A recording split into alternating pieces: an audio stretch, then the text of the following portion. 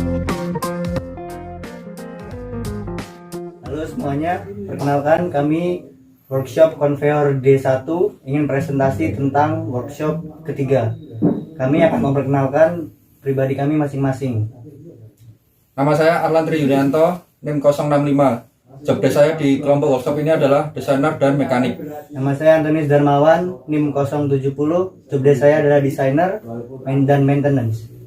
Perkenalkan, nama saya Fredego Ilham Pranastia, NIM 074, dan jobdesk saya yaitu programmer dan electrical. Perkenalkan, nama saya Dominikus Bagus Sanindito, NIM 060. Saya di sini sebagai jobdesk saya electrical dan wiring. Perkenalkan, nama saya Michael Beato Widiarto dengan NIM 063. Jobdesk saya pada workshop ini yaitu mekanik dan electrical. Kami akan menjelaskan lebih lanjut tentang workshop kami. Ya. Electrical dan wiring. Kami dari bagian mekanik dan juga desain akan menjelaskan tentang conveyor yang kami buat. Di conveyor kami tidak menggunakan box, kami ganti dengan akrilik karena rancangan yang kami desain sudah kami buat sedemikian rupa sehingga untuk tombol-tombol dan juga rangkaian sudah tersedia. Itu kami gambar ditujukan supaya wiringnya, maintenance-nya dan juga assembling dari part dan juga rangkaian itu bisa berjalan dengan efisien dan desain conveyor terlihat minimalis. Pada workshop 3 ini kami menambahkan sistem mekanik seperti bracket untuk segmen, tombol power, tombol start, tombol stop, dan juga potensio. Selain itu kami juga menambahkan bracket untuk rangkaian regulator dan juga rangkaian counter. Selain itu kami juga melakukan perbaikan pada sistem mekanik yang rusak. Kami di sini akan meneruskan penjelasan dari Mas Anton tadi tentang mekanik dan desain. Kami akan masuk ke electrical. Ya. Oke, di sini kami menggunakan 4 rangkaian, yaitu yang pertama, yang paling utama driver motor yang berjenis hybrid. Yang kedua sensor untuk mendeteksi benda. Nah, kedua sensor ini, yang ini adalah sensor turbin dan yang ini adalah sensor diffuse. Ya. Rangkaian yang ketiga kita menggunakan regulator untuk menurunkan tegangan. Nah, kenapa menggunakan regulator? Supaya kita tidak mengambil power 5 volt dari Arduino, melainkan dari regulator itu sendiri. Kemudian disambungkan ke sensor dan yang menggunakan 5 volt yang lainnya seperti counter. Ya. Terus yang rangkaian keempatnya adalah counter untuk menghitung. Counter akan mendapatkan feedback dari Arduino yang nyambung ke sensor. Nah, jika ini mendeteksi benda, maka akan terhitung. Di sini akan keluar nanti.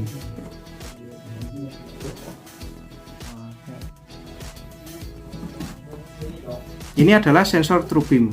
Yang ini adalah transmitter dan yang ini adalah receiver. Jika sensor ini mendeteksi benda seperti ini, maka LED akan hidup. Ini adalah sensor diffuse. Ini menggunakan 2 infrared, yang satu untuk receiver dan yang satu untuk transmitter. Jika saya lakukan seperti ini, maka akan mendeteksi benda di rangkaian sensornya.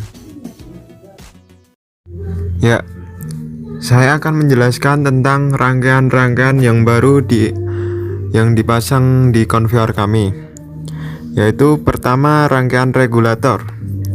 Rangkaian regulator di conveyor kami yaitu untuk rangkaian pengatur tegangan keluaran dari satu daya agar lebih menjadi stabil. Rangkaian di kelompok kami ini memakai IC regulator dan memakai kapasitor 2 untuk memfilter tegangan. Lalu yang kedua, rangkaian counter. Kelompok kami memakai IC 4511 dan pin ABCD di IC 4511 masuk di Arduino, yaitu pin A masuk di digital 10, B 11, C 12, dan D13. Rangkaian counter ini untuk menampilkan 7 segmen yang berada di conveyor kami. Terima kasih. Nah, sekarang di sini saya akan menjelaskan subprogram PID sebagai kontrol mekanisme pada workshop yang ketiga ini. Pertama-tama kami mengambil data set point dengan menggunakan potensio. Nilai P atau proporsional berfungsi untuk meminimalkan rise time. P tidak boleh terlalu besar ataupun terlalu kecil. Dalam kelompok kami menggunakan nilai P sebesar 3,9. Yang kedua, nilai I atau yang disebut dengan integral. Nilai ini diperlukan jika kondisi sistem memiliki steady state error.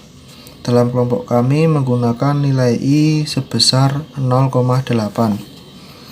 Dan yang ketiga, nilai D atau derivatif itu berfungsi untuk mengecilkan nilai amplitudo sehingga osilasi dapat dihilangkan. Dalam kelompok kami menggunakan nilai D sebesar 1. Nah, sesudah disetting dalam program, kita mengatur nilai PID, maka yang akan terjadi pembacaan nilai encoder dan memasukkan variabel out.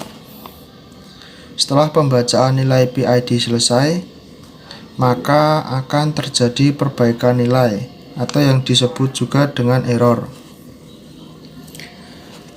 Dan setelah mendapatkan nilai PID yang tepat, maka nilai tersebut akan menjadi PWM.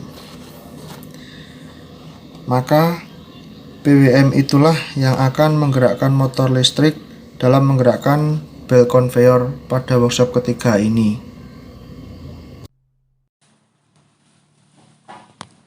Jadi saya akan menampilkan serial plotter di kelompok kami. Yang paling bagus set point di kelompok kami yaitu P-nya 3,9, I 0,8, dan D 1.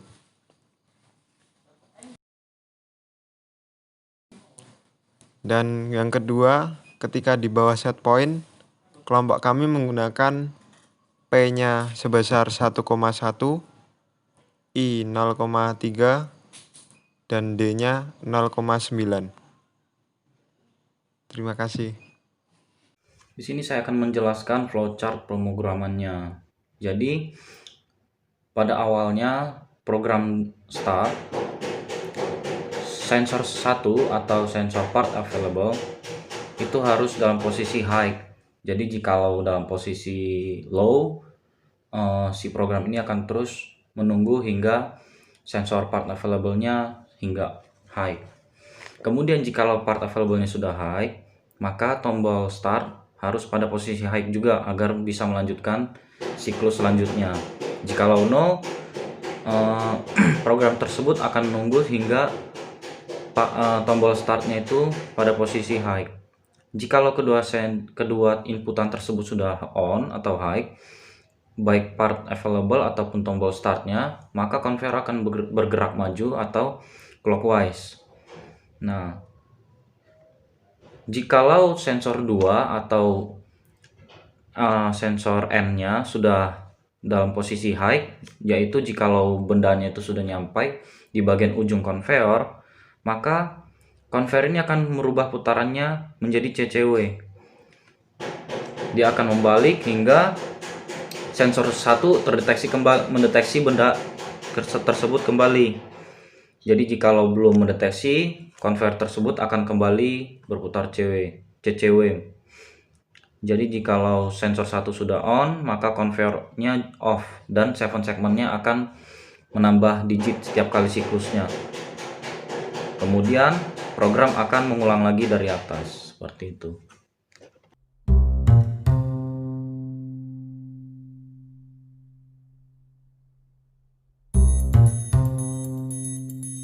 Pada kesempatan kali ini kami akan mempresentasikan tentang demo dari conveyor kami. Silakan. Yang pertama, cara kerja dari conveyor ini adalah jika pada sensor diffuse mendeteksi benda, maka konveyor akan berjalan searah dengan jarum jam hingga benda berada di depan sensor truk beam. Setelah berada di depan sensor truk beam, maka konveyor akan berjalan kembali berlawanan dengan arah jarum jam hingga benda berada pada depan sensor diffuse kembali.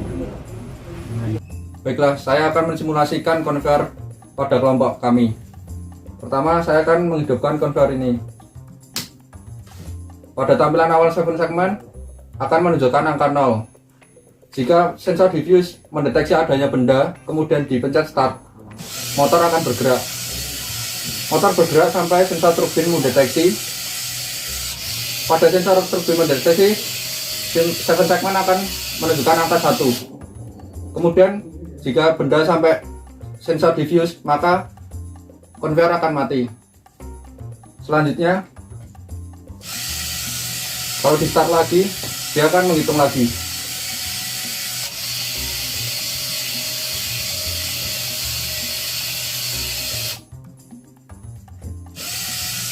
Pada tombol merah ini berfungsi untuk tombol stop dan reset.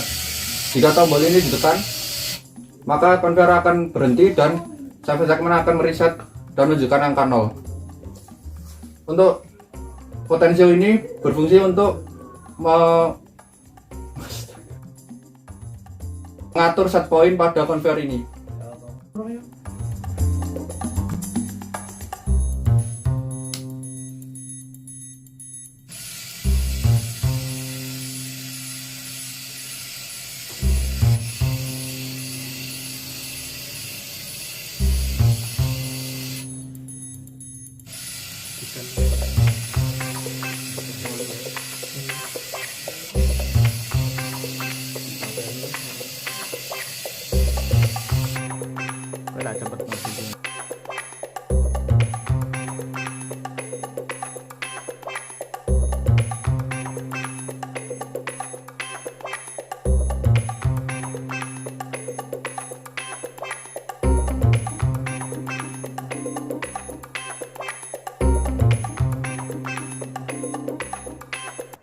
Sekian presentasi dari kami.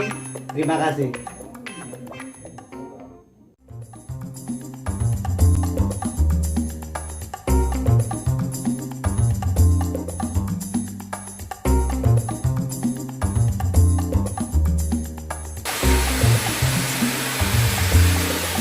Ya kalau cewek bisa lancar, materinya kecil. Nah, pas si cewek bisa tapi materinya besar. Nah kesini ini nanti harusnya stop. Stop lah. Nah, ini kan harusnya stop tapi dia masih tetap jalan dulu. Solusinya gimana, Gan?